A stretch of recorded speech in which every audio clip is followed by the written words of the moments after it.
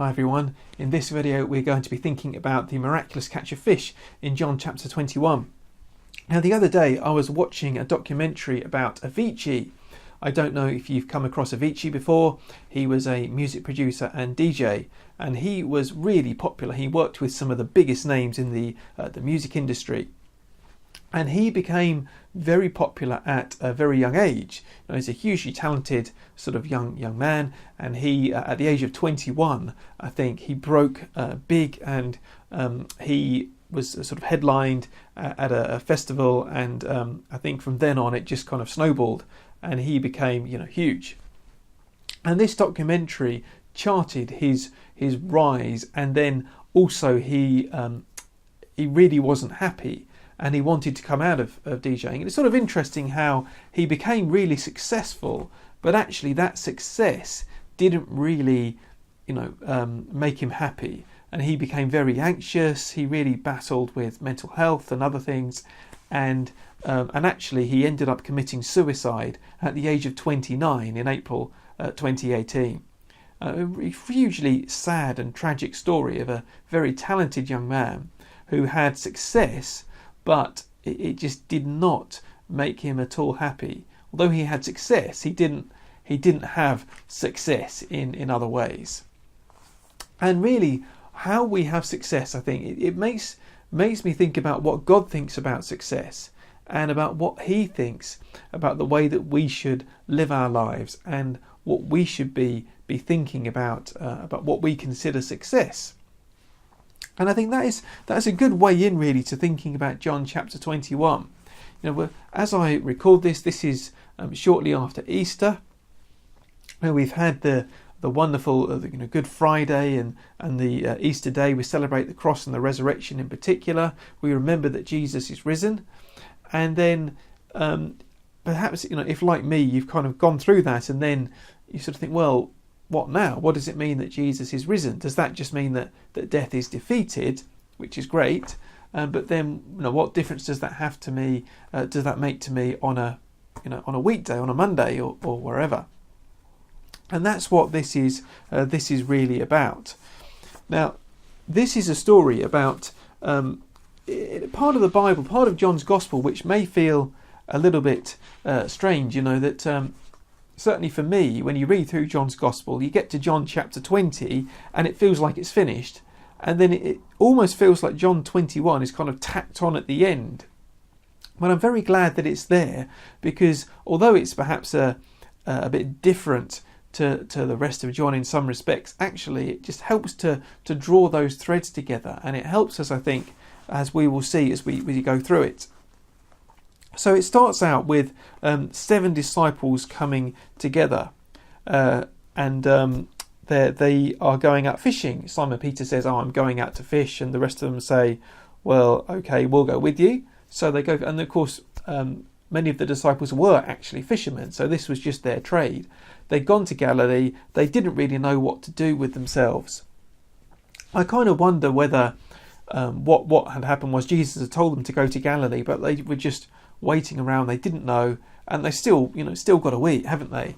They've still got to do. So they just thought, fishing. They've got the boat here. Why not? Why don't we go fishing? And so that's what they did. And so they went out, but they went out and they were going out fishing overnight. I think that was the best time to fish for them, and they didn't catch anything. Now, they didn't have any success. Although this was their trade, they didn't manage to catch anything. But Jesus, they didn't realise it was him at this point, but Jesus stands by the shore and he calls out to them, friends, haven't you any fish? And they say, well, no. And he says, look, throw your net on the right side of the boat and you will find some. And when they do that, when they listen to him, they catch, they can't even bring the net in, because of the huge number of fish that they catch. So when they listened to Jesus, they had success. Now let's keep that. We're going to keep these things in mind, and we're going to come back to it right in just a moment as we go through. So And then the disciple whom Jesus loved, probably John, said to Peter, "It's the Lord." And Peter jumps out the boat and jumps into the water. And the disciples follow along. They tow this net. They're not far from shore, and when they get there, they find that Jesus is cooking fish on a fire. It says a fire of burning coals and some bread. So Jesus is there with the fire and with the fish on, and he says to them, bring some of the fish you've just caught. So Simon Peter goes up, drags in them, and brings some more fish. And the number of fish was 153. That's an interesting number. When numbers are recorded in the Bible, particularly in the New Testament, and especially with John, it often has a significance. What's the significance of this particular number? People have debated that, and I think the best that I can find is actually that 153 is a triangular number. You know, it's 17 plus 16 plus 15 plus 14 and so on, all the way to 1. And if you add them all up, it makes 153. Why that number? I'm not completely sure. But I think really the big idea is just completeness, and, you know, sort of everything that is needed. And you note as well that the net was not torn. It specifies that the net was not torn. Now, why does it say that? Again, we'll look at that just in a moment's time. So Jesus, he eats the bread and the fish with them, and he sort of breaks the bread and takes the bread and the fish. And it's just interesting, isn't it, just to remember that when Jesus was raised from the dead, he wasn't raised in a kind of super spiritual way, but actually that he ate as well. He ate and drank with them, and that he was not some sort of a ghost, some kind of a super spiritual ghost, but that he was a living and breathing human being, although in a different way to how we are at the moment. We are mortal, and he was raised immortal, but actually it was a different. He was still a human being. You know, he was still able to eat, drink, and so on. And I think it says something about the future for us. You know, what the resurrection will be like for those who believe and trust in Jesus. Actually, it's not going to be a super spiritual sort of sitting on a cloud with a harp kind of a thing, but actually it will be life in the way that we know it now, but just very much more kind of, it will be perfect. A perfect version of this world, rather than kind of some completely different kind of life, I think. Now, just think about this for a moment. Let's just think, what were the disciples supposed to do? What were the disciples supposed to do? When they went out to fish, what should they have been doing? Was there anything? And it's interesting that this particular event is very similar to one which happens at the beginning of the gospel. In fact, if you look in Luke's gospel, Luke chapter 5, this is what happens in Luke. And you can go and read it, Luke chapter 5, verses 1 to 11. Almost the same thing happens. You know, that Simon Peter's there, and I think some of the other disciples as well. And Jesus says, well, throw your net on the other side, and they catch fish. But Jesus says to them at that point, he says, don't be afraid. From now on, you will fish for people, or you'll become fishers of men, as in some older translations they have it, which I think is a bit more poetic than just fishing for people. Become fishers of men. And that's what Jesus said the disciples would be. He was going to transform them from being fishermen to being fishers of men, actually bringing people to Jesus and kind of helping people to understand and to see who Jesus is, so bringing them to him.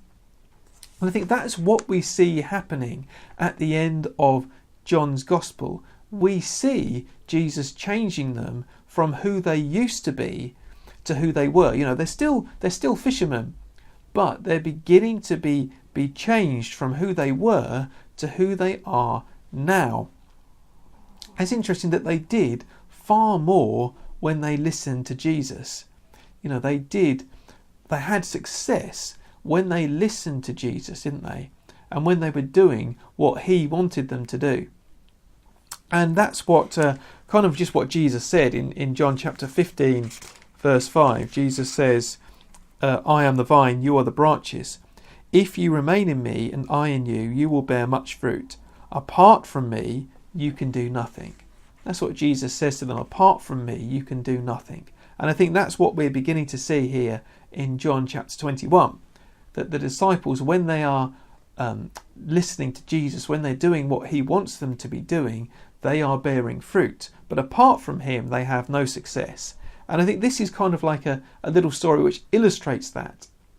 I think it's interesting as well that we've got the 153, the completeness sort of number. We've got the nets didn't break. If you read Luke chapter 5, the nets did break. And I just think, again, it's that Jesus is empowering them to do now what he wants them to be doing with their lives. Jesus is giving them that the ability now to change from being the fishermen to the fishers of men. And I think really what I wanted to say at the end of this is just how does it apply to us? Is to ask that question, have we heard that voice of Jesus giving us direction, saying to us, this is what I want you to be doing with your life? Now, we all hear that in different ways. Obviously, for every single one watching this video, be different to me, be different to you, and different to others. We all have individual lives, but do we listen to the direction of Jesus in the way that we live our lives? So just to give some examples, are we bearing fruit in terms of holiness? In terms of listening to Jesus with the commandments, with doing what God wants us to be doing, loving God, loving our neighbours? Are we bearing fruit in that way? Are we loving and serving more? Are we more willing to serve other people? Are we seeking to bring other people to Christ? And being fishers of men, of course, that's a big thing. And not everyone is called to be Billy Graham, but we're all called to be witnesses and to be Jesus' witnesses and to talk to others, pray for them and seek to draw them to Christ as well. That is what Jesus wants all of us to be doing. And these are things which God may have a specific purpose for you, a specific job. He might want you to give up one job and do another. He may want some of us to go into full-time Christian work, but not everyone. God does just wants us to follow him wherever we are. And for some people, that will mean changing jobs. And for other people, that will mean continuing doing the same thing. But the thing is that our lives will be fruitful when we listen to him, that our lives will bear fruit in all of these different ways when we listen to Jesus for his direction for our lives. And that's the wonderful thing, that Jesus is not kind of he's not dead. He is alive and he is on the throne, and he directs us and leads us in our lives, and we can live. And when we walk with him, it will be a much better kind of life than any kind of life that we might have otherwise. I've just started reading a book by Francis Schaeffer. Well, it's a collection of his sermons, basically, called No Little People. And this is the very first sermon, which is called No Little People. And I just want to read you a little excerpt from this, which I think is really wonderful.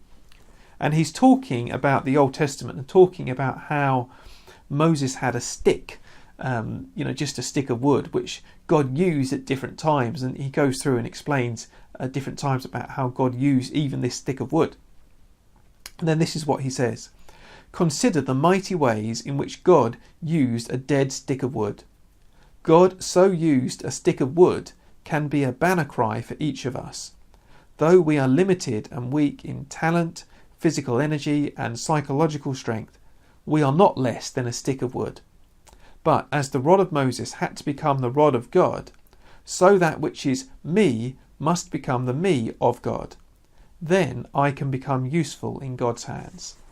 So when we dedicate ourselves to God, and when we say, well, God, here I am, use me and direct me and lead me, then we can bear much more fruit for him than we ever could just on our own. And then we can truly have success, but success not necessarily in the worldly sense of the word, but success in God's eyes, which is the most important thing. We started out thinking about Avicii, and he had success in many people's eyes, he had, I think they said he had about $60 million worth of money, and he was doing many tours and sold many albums and things, but he was deeply unhappy. But actually, when we come to God, he will grant success in his ways, which may not be the world's ways, but that's the most important thing. It will bring a kind of joy and fulfillment which could never come in other ways. So I hope that this is something to think about when it comes to this, thinking about listening to Jesus in the way that he wants us to direct us in our lives. I hope that you've enjoyed this video. Please do click on the thumbs up button down below if you've enjoyed it. And please do click on the subscribe button if you want to see more videos like this. I usually post up a new video every week. And please do share with your friends if you've enjoyed as well. I just appreciate liking and sharing. That's caring, as they say. So thank you very much for watching, and I hope to see you again for another one of these videos very soon. God bless.